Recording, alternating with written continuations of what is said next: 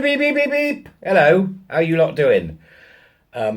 Yeah, here we go. I've got something for you today that I've found, a discovery, if you will, from the EDI Jester, and quite an interesting one for those of you that would like to test out your intellectual chops, so to speak, and perhaps get involved in looking at something or think about something in a way that you never have before.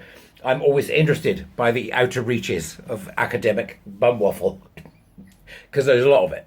But, out of that can come some wonderful things, and out of that can come some terrible things. We are all, I think, fully aware of the culpability of academia in the current mess in which we find ourselves. But one of the central figures of that mess is a man called Michel Foucault, who I always jokingly say knew Foucault.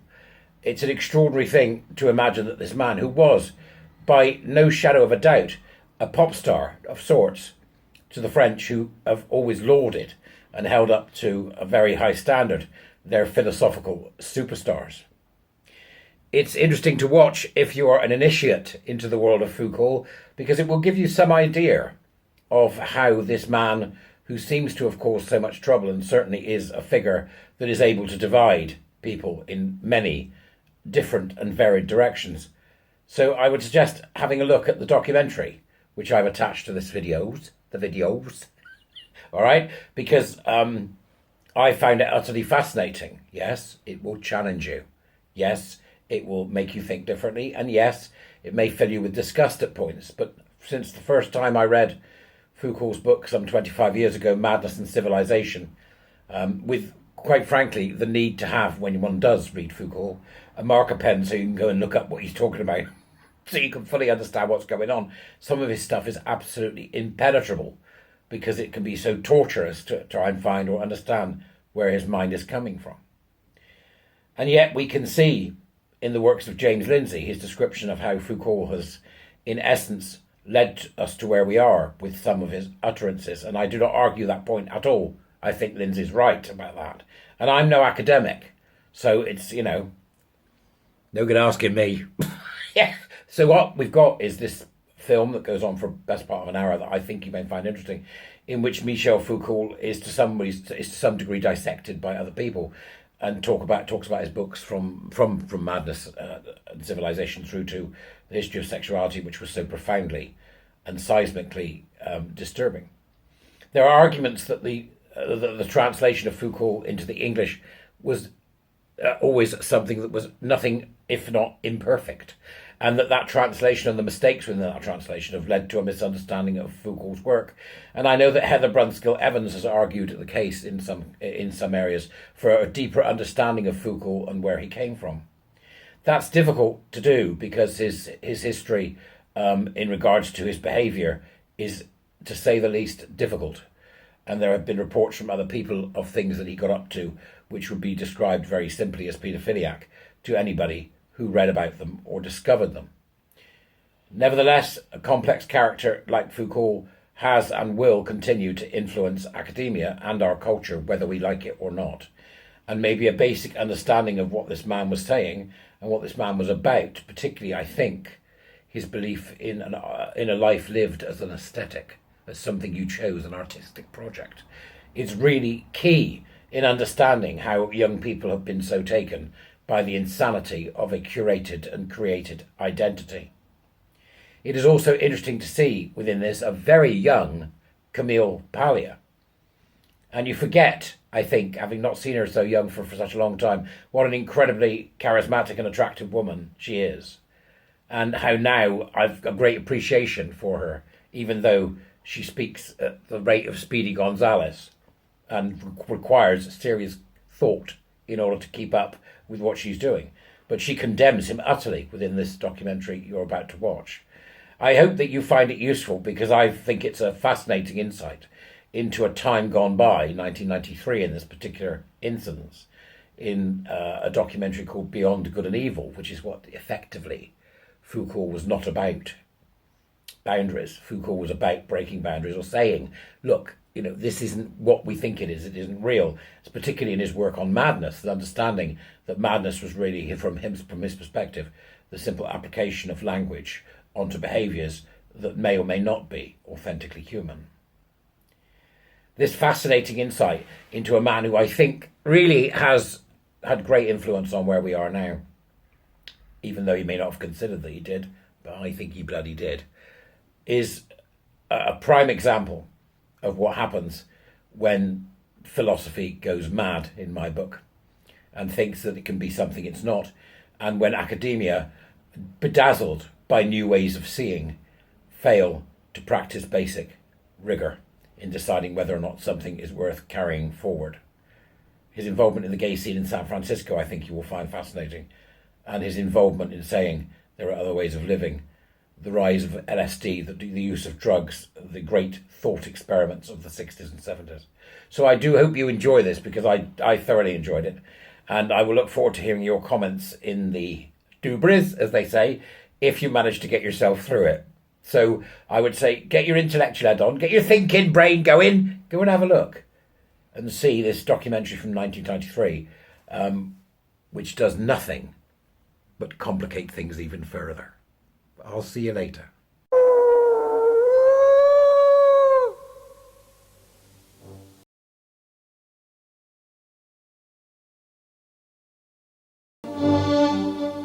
Michel Foucault is one of the most influential thinkers of our age.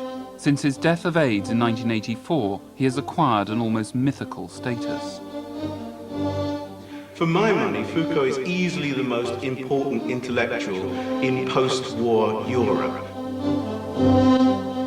A lone figure exploring the dark labyrinths of modern experience, madness, criminality, perversion. He was constantly feeling he was on the edge of something, constantly trying to reach the limit. A man loathed almost as much as he is revered. Every single sentence I regard as a lie. As a scholar,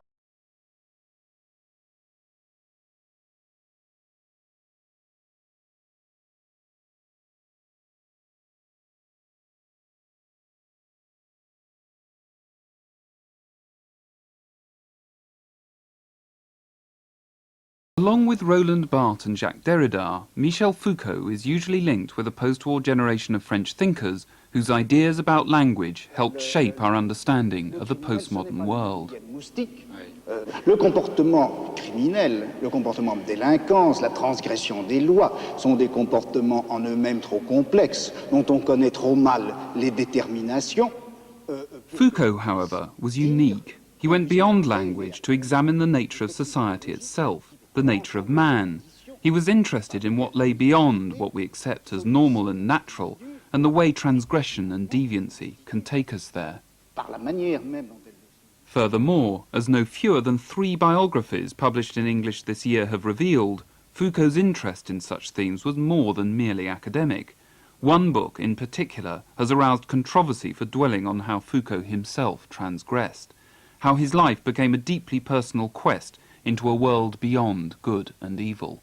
Foucault was preoccupied with exploring states that were beyond normal everyday experience. Drugs was one such realm of experience. Certain forms of eroticism would create unusual sensations, and that it was important for him as a way of reconfiguring and reimagining the world and his place in the world. Eroticism, drugs, the realm beyond normal experience, these are unusual themes for a modern philosopher.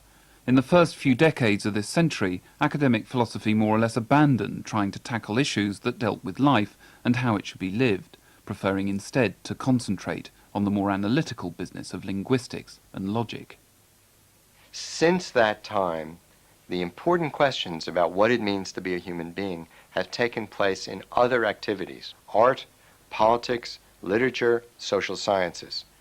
Michel Foucault is one of those rare people who was able to take the really, truly important questions about what it means to be a human being in the 20th century and to go out into the world and examine in detail aspects of our daily life, from the way we make our bodies, to the way we make our lives, to the way we govern each other, to the way we fight, to the way we fuck, to the way we do everything, and re-raise those questions in a way that makes us pause and stop and think about the kind of beings that we are and whether we want to be like that.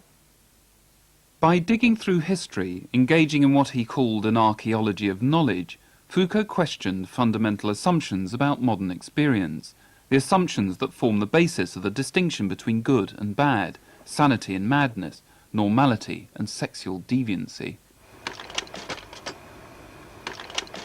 Foucault is the great explorer of the perverse. Foucault takes the traditional victims of history, the mad, the perverts, the bad, the sinful, the criminal, etc., doesn't romanticize them. He avoids doing that. But he actually shows that within them there is a mirror image of society.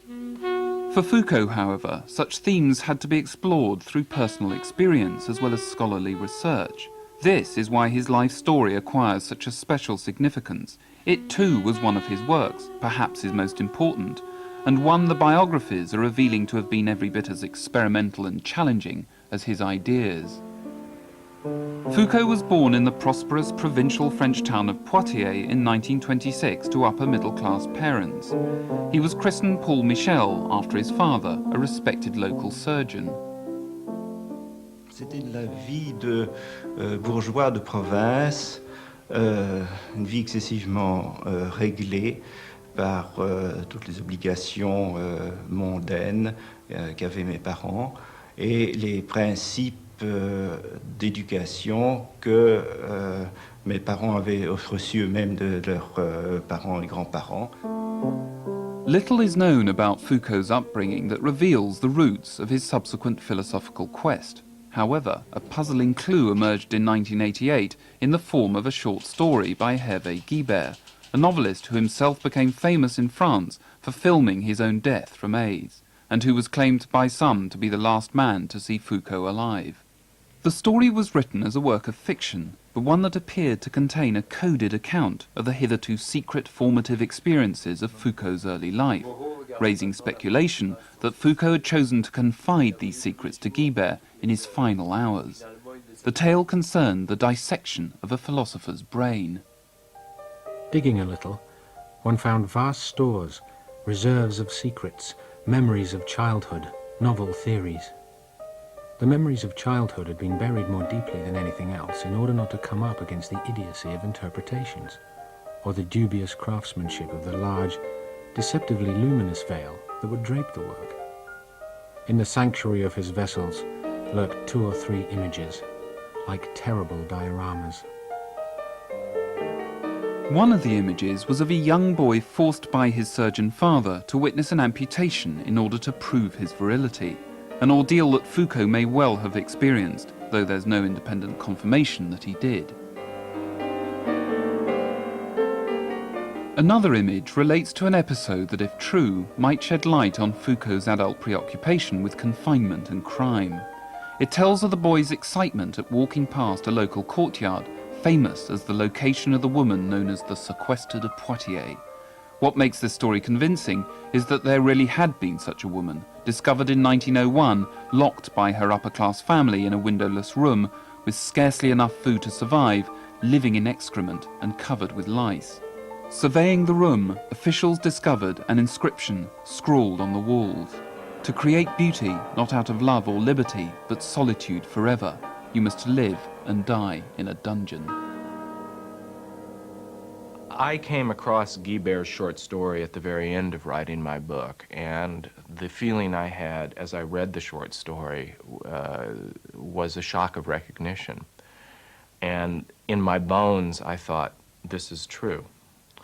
But of course, there was no way to say this is true, and in a certain sense, I had to distrust the response because the stories were too perfect. And I set about trying to establish the possible veracity of these stories, and all of the stories that Guibert tells are plausible, and there's a way in which I think they probably are true, but what's most wonderful about them in the Guibert story is that they're rendered in the form of a fiction that makes them not directly available to be plugged into an easy biography, an easy kind of pseudo-Freudian reduction of a life. And that seemed like a wonderful gesture by Guibert as a writer to his dead friend. By teasing biographers with these enticing glimpses of Foucault's tortured upbringing, Guibert pointed up the problem of trying to understand Foucault's life without at the same time undermining his work. Foucault's writings radically undermine common-sense ideas about human nature and morality that biographies inevitably rely on to make sense of their subjects. Nevertheless, the fact remains that it's a life that lends itself to biographical interpretation. When, for example, in 1946, Foucault joined the elite École Normale Supérieure in Paris, he began to behave in a way that cries out for psychological explanation. During this period, the man who was to become one of the world's foremost critics of Western attitudes to madness and sexuality seemed to suffer severe mental stress, which doctors diagnosed as being caused by his emerging homosexuality. He was reported to have made several attempts at suicide and self-mutilation, most elaborately when he slashed his chest in one of the corridors of the École Normale and was found sprawled on the floor by a teacher. He comes across as a very tormented, unhappy, tortured young man. Just why, I think, is certainly to me an enigma. But the episodes of self-mutilation, the suicide attempts, the episodes of what seems to have been some form of madness that lead to his hospitalization, briefly, all conjoined with preoccupation, which was striking to his classmates, with the Marquis de Sade very early on, or decorating his room with Goya etchings of the tortured of war. It's an unusual and somewhat unsettling and disquieting package. Whether prompted by these experiences or not, Foucault became increasingly interested in psychiatry and madness, a move that fitted in well with a post-war generation struggling to free itself of the dominant influence of political intellectuals like Sartre and de Beauvoir. Well, it meant for them to discover something that was not less critical of modern democratic bourgeois society, but on the contrary, to find philosophical sources that were more radical, more critical, and also to search out thinkers that were more psychological and, I might say, spiritual. That's why the experience of the surrealists was so important for this group of thinkers. In 1947, a key event took place that many regard as symbolizing the moment of the new generation's intellectual birth. Tonight, friends, we shall embark on a unique theatrical experiment.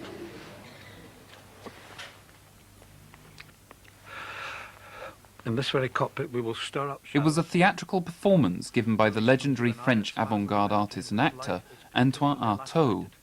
Fresh out of psychiatric hospital, Artaud attempted to enact what he called a theatre of cruelty, a performance that would lay bare on the open stage his inner torments. But deep in our interior. Artaud's last performance created an electrifying effect in Paris because it marked, I think, implicitly to many young students, such as Foucault, a tangible break with the preoccupations of Sartre, de Beauvoir, the group around Le Temps Moderne, the extremity of the performance, the volatility of the emotions that were on display, the sense of uncertainty as to what extent what Artaud was doing was theater, or rather the involuntary ejaculations of a madman. There's nothing like an insane asylum to tenderly incubate death. Oh, Didi. Oh, Dada. Oh, Dei Orzura. There rises again the old warrior of the insurgent cruelty, the unspeakable cruelty of living and having no being that can justify you. War will replace the father-mother. The question of when is a person mad and the uncertainty of how you draw the line, particularly when that person is a public figure in the midst of a creative act, is very suggestive for Foucault. It was this problem of identifying the dividing line between madness and sanity that was to become the preoccupying theme of Foucault's first great work, his doctoral thesis that was published under the title Madness and Civilization. It was a truly startling debut, announcing a major new talent with its use of strange, evocative imagery. À la fin du Moyen Âge, la lèpre disparaît du monde occidental. At the end of the Middle Ages, leprosy disappeared from the Western world. In the margins of the community, at the gates of cities, there stretched wastelands which sickness had ceased to haunt, but had left sterile and long uninhabitable. For centuries, these reaches would belong to the non-human. They would wait, soliciting with strange incantations a new incarnation of disease, another grimace of terror, renewed rites of purification and exclusion. Something new appears in the imaginary landscape of the Renaissance. Soon it will occupy a privileged place there. The Ship of Fools, a strange drunken boat that glides along the calm rivers of the Rhineland and the Flemish canals. It is possible that these ships of fools, which haunted the imagination of the entire early Renaissance, were pilgrimage boats, highly symbolic cargoes of madmen in search of their reason. D'insensés en quête de leur raison. The Ship of Fools is a very powerful image in Foucault because it brings out his notion of an ambivalence in the figure of the mad person. We're not here dealing with somebody who is psychiatrically ill in the modern sense. We are dealing with a cultural figure who is both good and bad, who is creative but also fearsome. On the Ship of Fools, it's a bit like an excursion. It's a journey down the river of life. It is part and parcel of everybody's experience. Behind the revelation of madness as a power rather than a disability lay a deeper and more unsettling insight that science and rationality, those twin peaks of human achievement, might themselves be inhumane, turning the medieval figure of the fool into the modern figure of the freak. An orthodoxy had come about in the thinking of the history of psychiatry that, roughly speaking, went as follows. That the further back you went, the worse mad people were treated. They were neglected, they were beaten, they were whipped, they were expelled from society. Foucault totally stood that explanation on its head. Instead of this sort of optimistic, liberal, warm and cosy vision of the history of madness, the history of psychiatry that people have been putting forward, Foucault emphasized that things in some sense had got worse. The more people cared, the less people cured, the more people intervened, the more they oppressed. The message of Madness and Civilization was certainly controversial, but not simply because it questioned cherished beliefs. Its methods too broke the rules. It was neither a conventional work of philosophy nor of history. It seemed instead to rely on a new way of writing, one that was more concerned with excavating madness's powerful archetypes, its imaginary as well as actual presence in each age. Well, I think when Madness and Civilization first appeared, it caused something of a shock, especially for historians, because it was such a different way of going about doing things. It's not just that he talked about insanity as coming out of an earlier tradition of treating people who were outsiders in some kind of way. It's not just the creation of a category of deviance, it's the idea of relating it to the basic nature of Western culture. As a scholar, I have total contempt for Foucault. He was a liar and he was a fraud. Right? He pretended to knowledge that he did not have.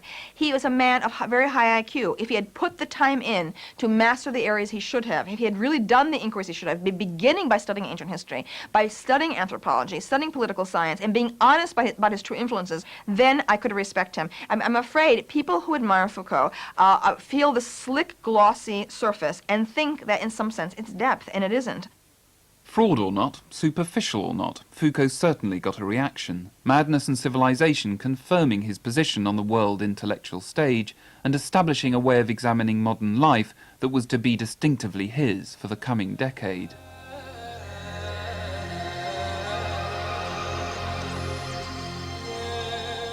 Foucault greeted his newfound status in a typically nonconformist fashion by trying to escape it. In the mid-1960s, he embarked on a new academic career in Tunisia.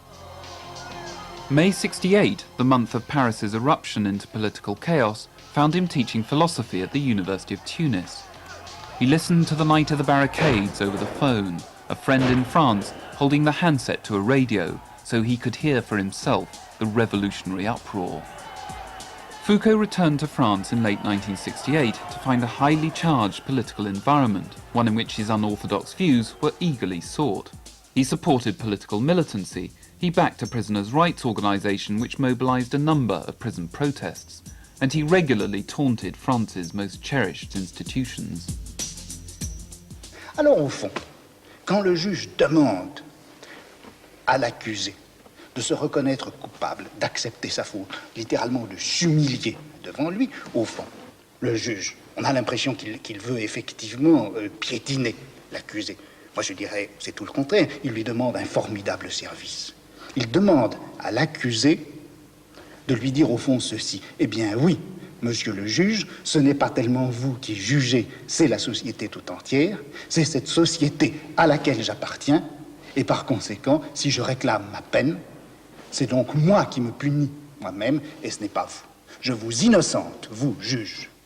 In 1970, Foucault became professor of the history of systems of thought here at the Collège de France, a very grand title for a position at a very grand institution, a place where France's finest were given the time and resources they needed to develop their ideas. It was here at the very summit of French life that Foucault started probing even further into its depths, into the underworld of crime and punishment. In 1975, Foucault published Discipline and Punish, which began with an 18th century description of the torture and execution of Damiens for his attempted murder of Louis XV. Le bourreau prit les pinces d'acier. The executioner took the steel pincers and pulled first at the calf of the right leg, then at the thigh, and then at the breasts. Then the ropes that were to be harnessed to the horses were attached with cords to the patient's body. The horses tugged hard. After 2 or 3 attempts, the executioner drew out a knife from his pocket and cut the body. The 4 horses gave a tug and carried off the 2 thighs after them. Having set out in almost salacious detail the spectacular violence of this medieval ritual, he went on to describe a very different form of punishment, taken from an account published just 80 years later. Rising. At the first drum roll, the prisoners must rise and dress in silence as the supervisor opens the cell doors. At the second drum roll, they must be dressed and make their beds. At the third, they must line up and proceed to the chapel for morning prayer. Work. Prisoners go down into the courtyard, where they must wash their hands and faces and receive their first ration of bread. Immediately afterwards, they form into work teams and go off to work. In a sense, all of Discipline and Punish is in the first 10 pages. The stark contrast between the hideous, botched torture of the would-be regicide, Damiens, on the one hand, and on the other hand, the numbing prison yard routine. These 2 images govern the whole architecture of the book. And it seems to me they work on 2 different levels. On the one hand, the numbing mechanical routine becomes a metaphor for our society. And the book is a critique of this society. And by the same token, the death by torture implicitly is being put forward as a kind of calibrated ritual, not necessarily an act of blind savagery that we should say was horrible and we're glad to be done with it. End of discussion. Foucault was by no means endorsing the use of torture as a form of punishment, but he refused to dismiss it. Instead, he sought to explain it, to see how such spectacles of agonizing retribution acknowledged the desire for vengeance that the prison system conceals. By understanding this, Foucault is suggesting, we might better understand the violence in ourselves, the violence that finds such forceful expression in popular culture. In the battlefield of life. I was willing to mind my own business, but you couldn't leave it alone, could you? The violence that seems constantly to unsettle any sense of stable morality. Foucault thus challenges us to examine the assumptions that underlie such morality, to go beyond good and evil. One can't be squeamish in thinking about Foucault and violence, thinking about popular justice, thinking about revenge. Yeah, well, hey, I'm really sorry. Yeah. Well, hey, I'm really sorry, too. To say goodbye to morality must mean to say goodbye to being revolted at experiences like this, and to think about what they might or might not reveal about what it means to be human. Might reveal about parts of ourselves, our souls, or our bodies that have been covered over. As well as refusing to condemn torture, Foucault also refused to endorse the prison system. It also had a symbolic role that reflected the inner workings of society. The rationalist principles that produced the prison had also produced what Foucault called panopticism, the state as the all-seeing eye, modelled on the panoptical prison design first proposed by the British reformer Jeremy Bentham. On the periphery, an annular building. In the centre, a tower. It then suffices to place a supervisor in the central tower and a madman, a patient, a condemned man, a worker, or a schoolboy in each cell. So many cages, so many little theatres in which each actor is alone, perfectly individualized and constantly visible. Full light and the gaze of a supervisor capture better than darkness, which was ultimately a protection. Visibility is a trap. Prisons are something that, by and large, most of us don't have anything to do with. And he made them visible by showing us how the very architectural construction of the space in the prison serves a whole range of other functions, and why it is that separate cells, long hallways, central courtyards, exercise arenas suddenly then are not neutral, and then when we then go to the high schools that we were all raised in, we suddenly see a range of the same kind of spatial arrangements and begins to raise questions about why is it that classrooms are arranged in the way they are? Why is it that there are doors on the toilets?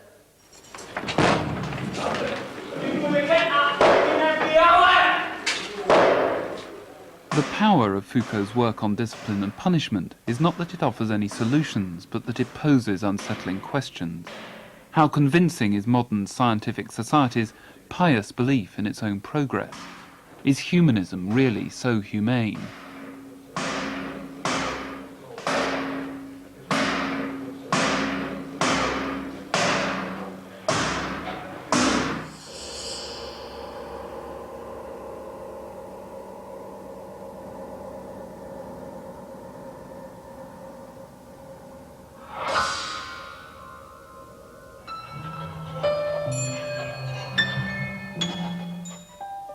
In the spring of 1975, Foucault visited America. Feeling increasingly trapped by his fame in France, he had developed a passion for the place, for the rich diversity of sensual as well as intellectual opportunities it offered. It was his new frontier.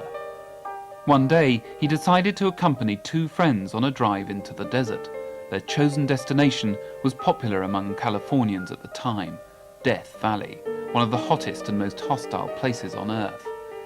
They arrived in the evening and parked at Zabriskie Point, overlooking the valley. They took LSD, played Stockhausen, and watched the night draw in.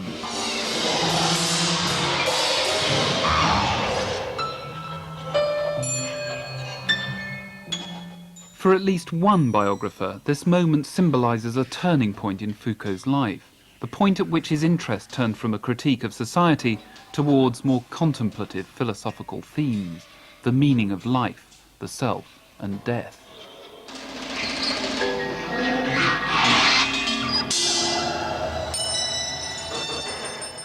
In writing my book, I was struck that every single person that I spoke with had heard about Foucault's experience in Death Valley.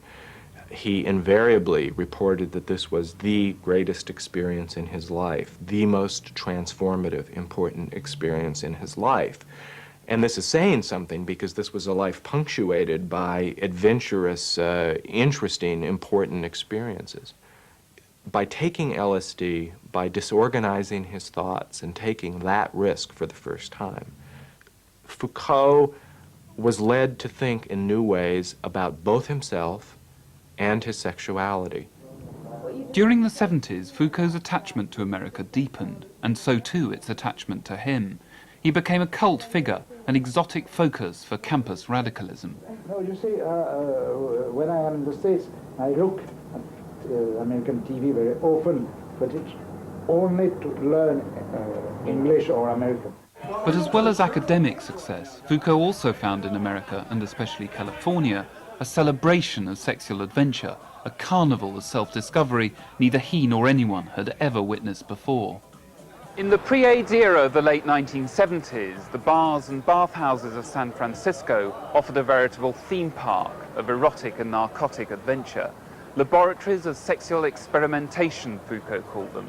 Places where practices like sadomasochism weren't treated as weird or sick, but creative and liberating. Here, man was reborn free, and everywhere he was in chains.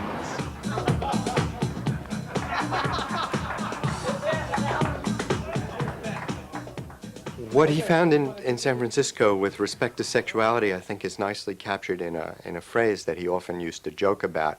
He'd say, what I like about San Francisco is there's so many gays, and I'm a homosexual.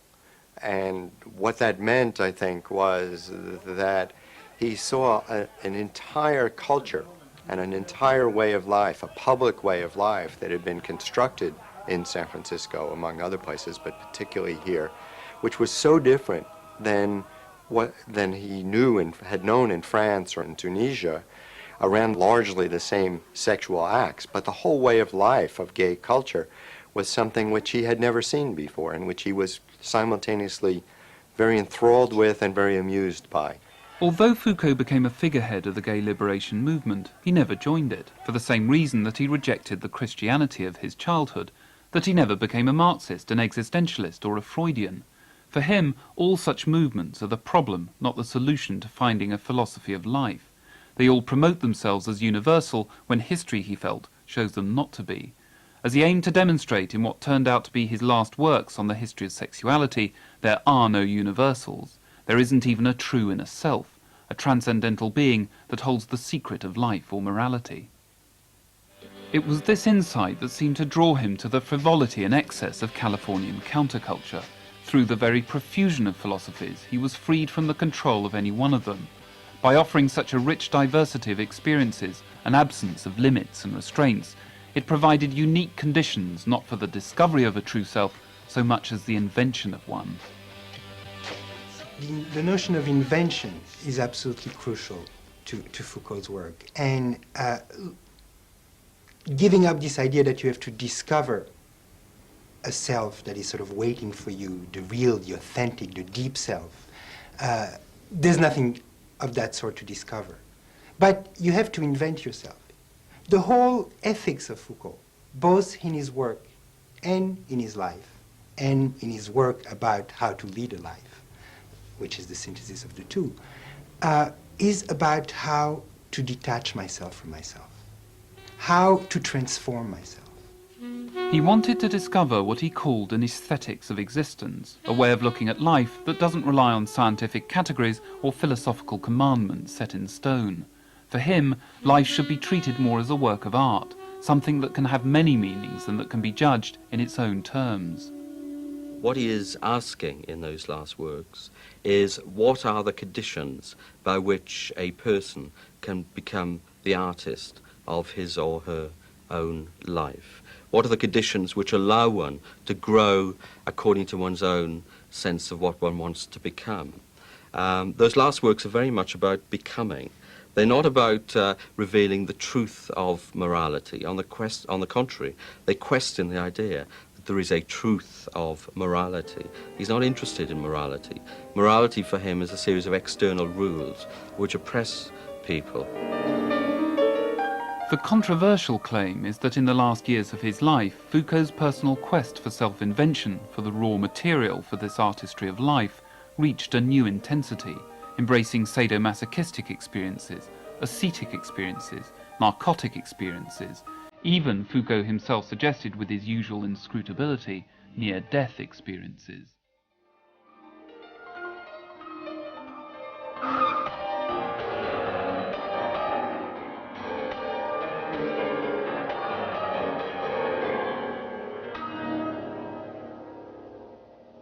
Foucault, quite by accident, is hit by a car and suffers serious injuries as a result, yet takes away from this experience, he says in public and to at least one friend, a vision of bliss, that somehow to have felt oneself to be on death's doorstep is the most pleasurable experience he's ever had.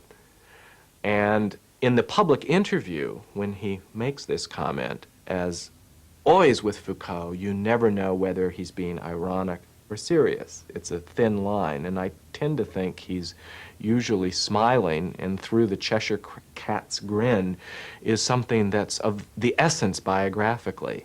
So you have to somehow keep the irony but take seriously what's being told to you with the smile. On the 2nd of June 1984, Foucault collapsed in his Paris apartment. The cause was nothing to do with the injuries sustained by the car accident, which had happened several years earlier. It was the onset of AIDS. He was immediately taken to Salpêtrière Hospital, the place where he had first embarked on his studies of madness. He died there on the 25th of June, aged 57. Et puis, ce matin, à Paris, dernier hommage au philosophe Michel Foucault. The announcement made the national news, and at his funeral he was acclaimed one of the century's great philosophers. However, in a decision that was to add the same twist of controversy to his death that had attended so much of his life, the cause of his illness was kept secret, the hospital announcing that he had died of a brain infection. His brother, a doctor, knew the true cause, though decided to keep it to himself. C'était une impression assez épouvantable, parce que quand il se plaignait justement de ces petits malaises plusieurs mois auparavant, j'avais dit, j'espère que ce n'est pas le sien. Je ne tenais pas à ce que ma mère le sache. Pour le reste, je m'en moquais un petit peu de ce que les gens pouvaient en penser. Eventually, the true cause of Foucault's death became public knowledge, but even as it did so, the scent of scandal remained. There were wild rumours that he had actually sought to contract the disease in some sort of final suicidal gesture, and Hervé Guibert, the writer whose stories about amputation and confinement had been taken as readings of Foucault's early life, once more intervened. In a novel about AIDS, he wrote of a philosopher once again clearly modelled on Foucault, who had deliberately returned to California after hearing about the AIDS epidemic, fascinated by the persistence of San Francisco's bathhouse scene. The truth of Guibert's typically lurid tale remains unknown, but then, like so many of Foucault's own stories, perhaps its literal truth is irrelevant. Perhaps, like the story of the Ship of Fools or the torture of Damien, it acts as a highly suggestive and discomforting image that sheds light on a testing issue. The issue in this case of how AIDS relates to the idea of testing the limits of experience, whether or not it might be what lies beyond good and evil. If there is a lesson in anyone's horrible death in this way, I don't think it is that he wished this death. I can't believe that Foucault wished his death at all, but especially this death. However, I think there is a lesson to be learned, which is that everything is not society. Everything is not a creation of ideas. That behind all of that, there still are biological and human facts that cannot be wished away or interpreted away. He could have died of any disease at any particular point of his life. He could have lived another 20 years.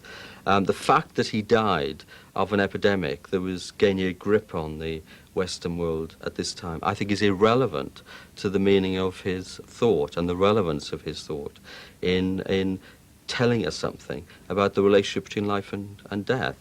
For the romantic biographer, or for those who want to deny the validity of his own ethical choices and ethical searches, it may seem a nice punctuation point.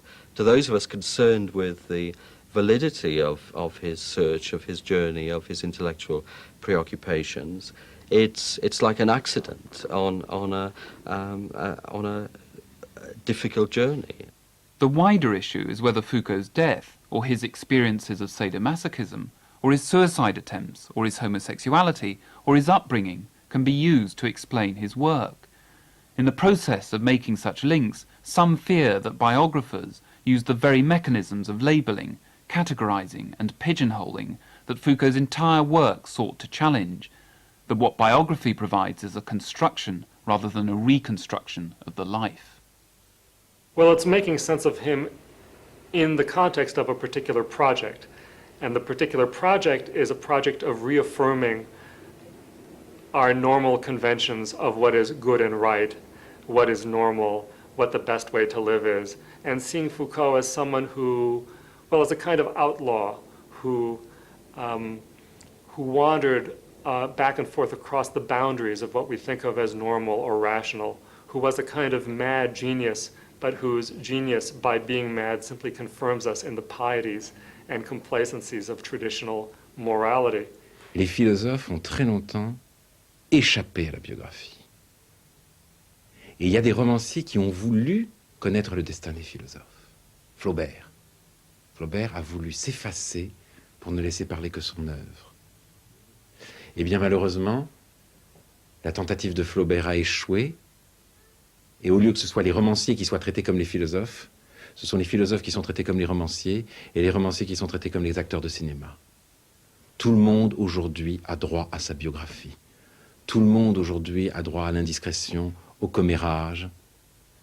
Et l'œuvre, et au lieu que ce soit l'homme qui disparaisse derrière l'œuvre, c'est l'œuvre qui est dissoute dans le misérable petit tas de secrets.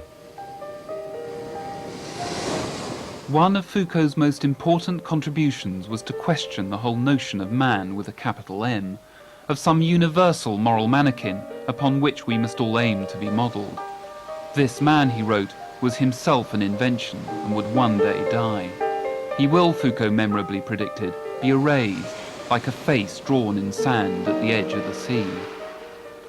Whatever kind of man Foucault may have been, and whatever fate he himself met, it seems likely that his startling ideas will prove more enduring.